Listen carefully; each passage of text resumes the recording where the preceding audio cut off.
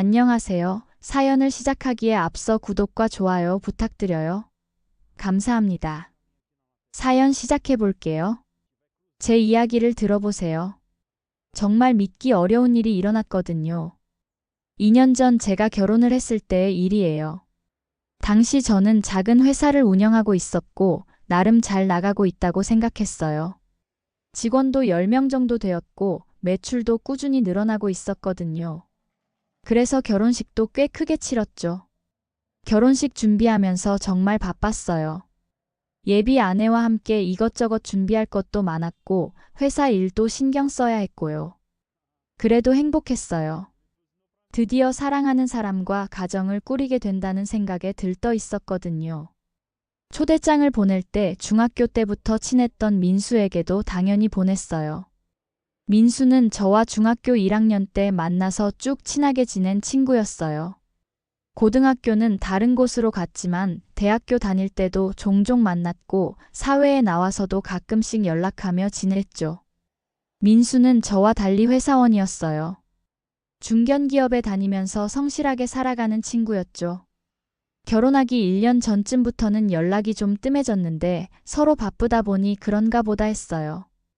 가끔 들리는 소식으로는 회사에서 구조조정이 있었다던가 요즘 좀 힘들다던가 하는 얘기가 있었지만 구체적으로 어떤 상황인지는 잘 몰랐어요.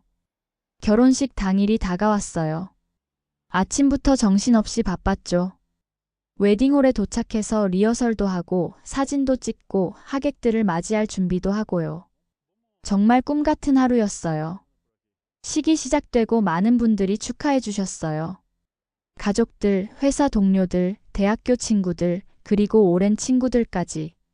모두들 진심으로 축하해 주시는 게 느껴져서 정말 감사했어요.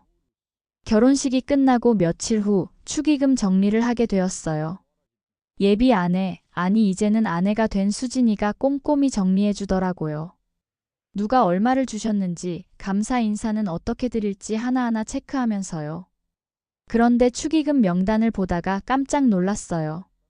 민수 이름이 있는데 금액이 10,000원이었거든요. 처음에는 잘못 적힌 건가 싶어서 다시 확인해 봤는데 분명히 10,000원이 맞더라고요. 좀 이상했어요. 민수가 10,000원을 낼 리가 없거든요. 물론 축의금이 많고 적고가 중요한 건 아니지만 그래도 오랜 친구 사이에 10,000원은 너무 적잖아요. 혹시 급하게 와서 현금이 부족했나 싶기도 했고요. 며칠 더 지나서 민수에게 연락해봤어요. 결혼식에 와줘서 고맙다고 말했죠. 민수야, 결혼식 때 와줘서 정말 고마워. 그런데 바빠서 인사도 제대로 못한 것 같네. 미안해. 그랬더니 민수가 한참 동안 말이 없더라고요. 그러더니 정말 미안하다면서 사실 결혼식에 갔다가 인사도 못하고 왔다고 하는 거예요. 동건아, 정말 미안해. 사실 나 요즘 너무 힘들어서 제대로 축하도 못 해줬어. 축의금도 10,000원밖에 못 냈고 밥도 못 먹고 그냥 왔어. 정말 미안해. 그제서야 상황을 알겠더라고요. 민수가 정말 어려운 상황에 있었던 거예요. 그런데도 제 결혼식에 와주려고 했던 거죠. 10,000원이라도 축의금을 내고 적어도 얼굴은 비추려고 온 거였어요. 마음이 너무 아팠어요. 그런 어려운 상황에서도 제 결혼식에 와주려고 했다는 게, 그리고 제가 그런 상황을 전혀 모르고 있었다는 게 말이에요. 민수야, 무슨 일이야? 뭐가 그렇게 힘들어? 민수가 털어놓는 얘기를 들어보니 정말 심각했어요. 다니던 회사에서 구조조정이 있었는데 민수가 정리해고 대상에 포함된 거예요. 갑자기 일자리를 잃게 되었고 새 직장을 구하려고 해도 쉽지 않았대요. 게다가 아버지가 병원에 입원하시게 되면서 병원비까지 부담해야 하는 상황이었다고 하더라고요. 몇 달째 구직 활동을 하고 있지만 번번이 떨어지고 생활비는 점점 바닥나고 정말 막막한 상황이었던 거예요. 그런데도 제 결혼식은 놓칠 수 없어서 마지막 남은 돈으로 10,000원이라도 축의금을 내고 와서 축하해주고 싶었다는 거였어요. 그런데 막상 가보니까 너무 부끄럽더라. 다른 사람들은 다 정장 차려입고 왔는데, 그리고 축의금도 10,000원밖에 못 내고, 정말 창피해서 인사도 못하고 그냥 왔어. 민수 목소리에서 절망감이 느껴졌어요. 정말 힘든 시간을 보내고 있다는 게 전화 너머로도 전해져 왔거든요. 그 순간 결심했어요. 뭔가 도움을 줘야겠다고요. 그런데 직접적으로 돈을 주자고 하면 민수 자존심이 상할 것 같았어요. 그래서 다른 방법을 생각해 봤죠. 그때 떠오른 게 축의금이었어요. 결혼식 축의금이 꽤 됐거든요. 총 2,500만 원 정도 받았는데 솔직히 그때 제 상황에서는 당장 급하게 쓸 돈은 아니었어요. 회사도 잘 되고 있었고 결혼 준비하면서 이미 필요한 건 다 준비해 놨으니까요. 그래서 결정했어요. 축의금 전액을 민수에게 보내기로요. 다음 날 바로 은행에 가서 2,500만 원을 민수 계좌로 송금했어요. 송금하고 급한 불부터 끄고 나중에 여유 있을 때 갚으면 되라고 메시지를 보냈죠. 잠시 후 민수가 깜짝 놀라서 전화했어요. 동건아, 이게 뭐야? 2,500만 원이 들어왔는데 결혼식 축의금이야. 너한테 보낸 거야. 뭐라고? 미쳤어? 이걸 왜 나한테 줘? 일단 급한 불부터 꺼. 아버지 병원비도 내고 당분간 생활비로도 쓰고 돈은 아주 나중에 여유 있을 때 갚으면 돼. 지금 당장은 생각하지도 마. 민수가 울먹이더라고요. 동건아, 이걸 어떻게 받아? 이건 너희 결혼식 축의금인데.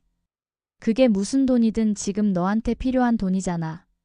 그렇게 힘들다면서 와준 그 마음이 얼마나 고마운데. 나는 요즘 좀 살만해.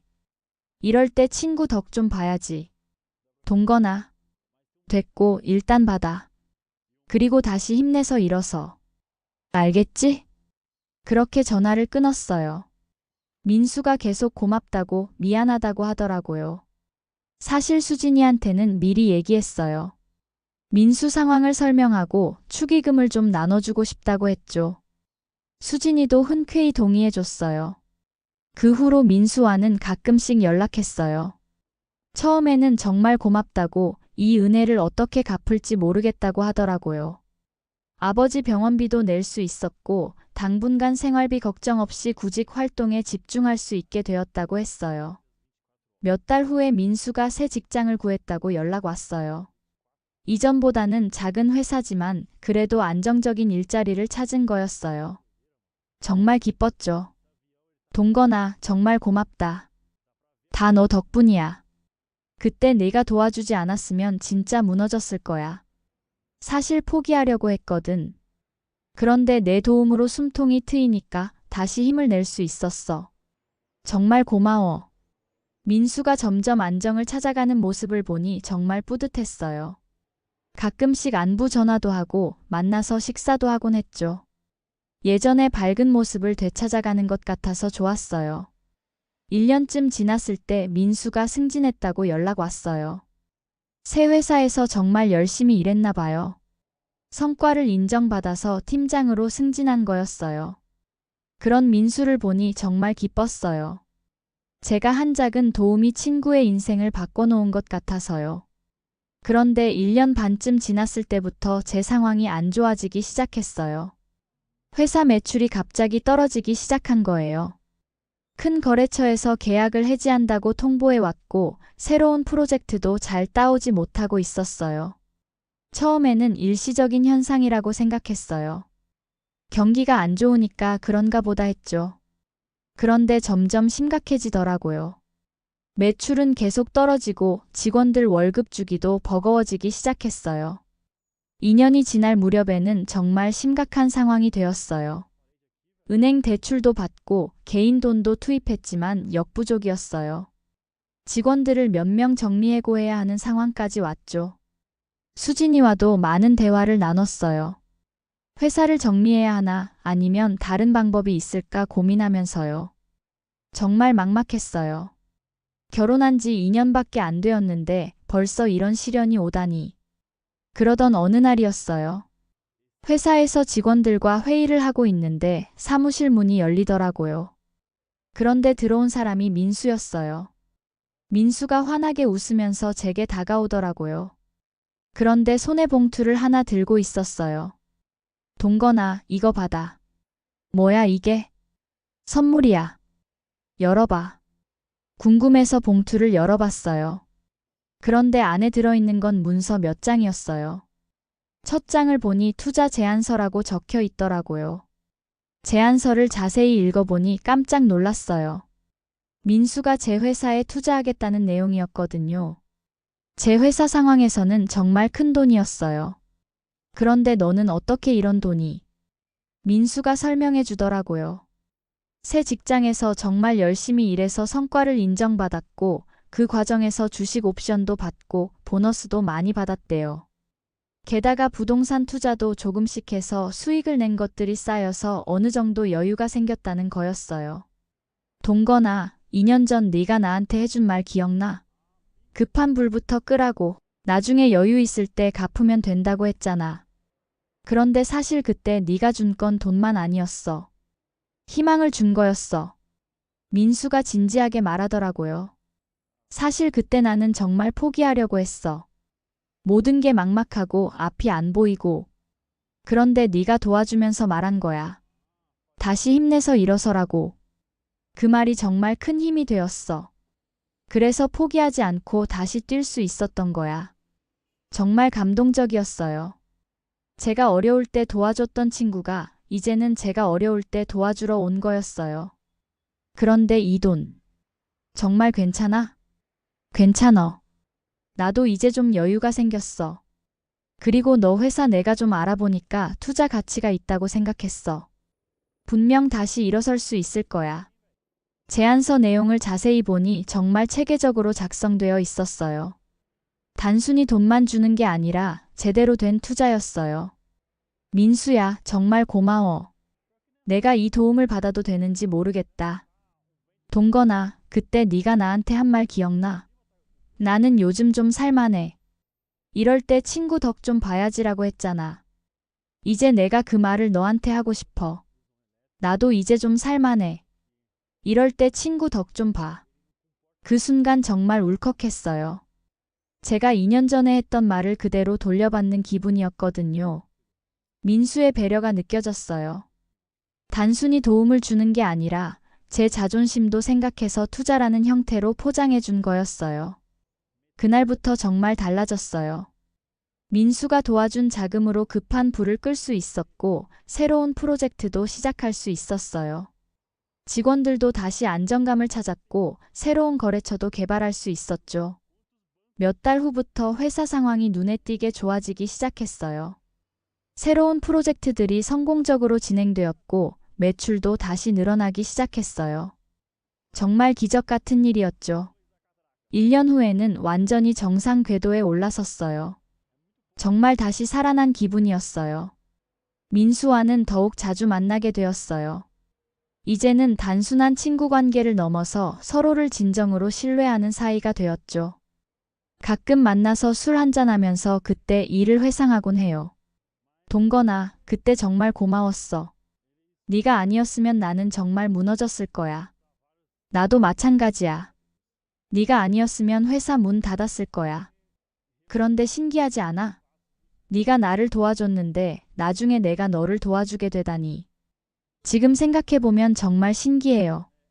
제가 어려운 친구를 도와줬더니 나중에 그 친구가 어려워진 저를 도와준 거예요. 마치 선순환 같은 거죠. 돈은 쓰면 없어지지만 사람과의 관계는 평생 갑니다. 그때 제가 민수에게 준 건 희망을 준 거였고 다시 일어설 수 있는 힘을 준 거였어요. 그리고 그 마음이 돌고 돌아서 저에게도 큰 도움이 되어 돌아온 거죠. 지금도 민수와는 정말 좋은 관계를 유지하고 있어요. 서로 사업이 잘 될 때는 함께 기뻐하고 어려울 때는 서로 도와주고요. 진정한 친구라는 게 이런 거구나 싶어요. 수진이도 그때 일을 정말 잘했다고 해요. 처음에는 축의금을 다 친구에게 주는 게 좀 부담스럽기도 했었대요. 하지만 지금은 정말 자랑스럽다고 하더라고요. 그런 좋은 친구를 둔 남편이 자랑스럽다고요. 그리고 또 하나 좋은 점은 민수가 저희 부부와도 정말 가까워졌다는 거예요. 이제는 가족 같은 사이가 되었죠. 여행도 같이 가곤 해요. 작년에는 민수도 결혼을 했어요. 정말 좋은 분과 만나서 행복한 가정을 꾸렸죠. 결혼식 때 축의금을 얼마나 줄지 고민했는데 수진이가 그냥 마음껏 주라고 하더라고요. 진심을 담아서요. 요즘도 가끔 그때 일을 생각해요. 만약 그때 민수에게 축의금을 주지 않았다면 어떻게 되었을까 하고요. 아마 민수는 정말 포기했을지도 모르고 저도 회사가 어려워졌을 때 도움을 받을 수 없었을지도 모르죠. 그런 생각을 하면 정말 신기해요. 인생이라는 게 정말 알 수 없는 것 같아요. 작은 선택 하나가 이렇게 큰 결과를 만들어낼 수 있다니요. 그리고 또 하나 깨달은 것은 진정한 투자는 사람에게 하는 거라는 점이에요. 주식이나 부동산에 투자하는 것도 좋지만 사람에게 투자하는 것만큼 확실한 수익을 보장하는 건 없는 것 같아요. 특히 믿을 만한 사람, 성실한 사람에게 말이죠. 민수는 정말 그런 사람이었어요. 어려운 상황에서도 포기하지 않고 끝까지 노력하는 사람이었고 도움을 받으면 그 은혜를 잊지 않는 사람이었어요. 그런 사람에게 투자한 것이니까 이런 좋은 결과가 나온 거겠죠. 요즘 젊은 친구들을 보면 개인주의적인 성향이 강한 것 같아요. 자기 일에만 관심을 갖고 다른 사람의 어려움에는 무관심한 경우가 많죠. 물론 그럴 수밖에 없는 현실적인 이유들이 있겠지만 그래도 조금은 아쉬워요. 저는 이번 일을 통해서 정말 많은 것을 배웠어요. 사람과의 관계가 얼마나 소중한지, 그리고 어려울 때 도움을 주고받는 것이 얼마나 의미 있는 일인지 말이에요. 지금도 제 주변에 어려운 사람이 있으면 가능한 한 도와주려고 해요. 민수만큼 큰 도움은 아니더라도 작은 것이라도 나눠주려고 하죠. 그것이 언젠가는 더 큰 보답으로 돌아올 거라고 믿거든요. 수진이도 그런 제 모습을 보면서 많이 배운다고 해요. 처음에는 너무 남을 도와주려고만 한다고 걱정하기도 했는데 이번 민수 일을 보고 나서는 생각이 바뀌었대요. 지금 이 순간도 정말 감사해요.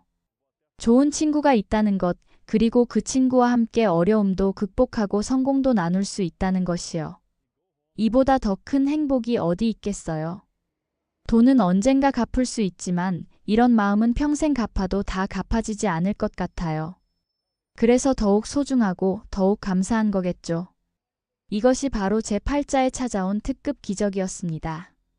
여러분도 주변에 어려운 사람이 있다면 가능한 한 도움의 손길을 내밀어 보세요.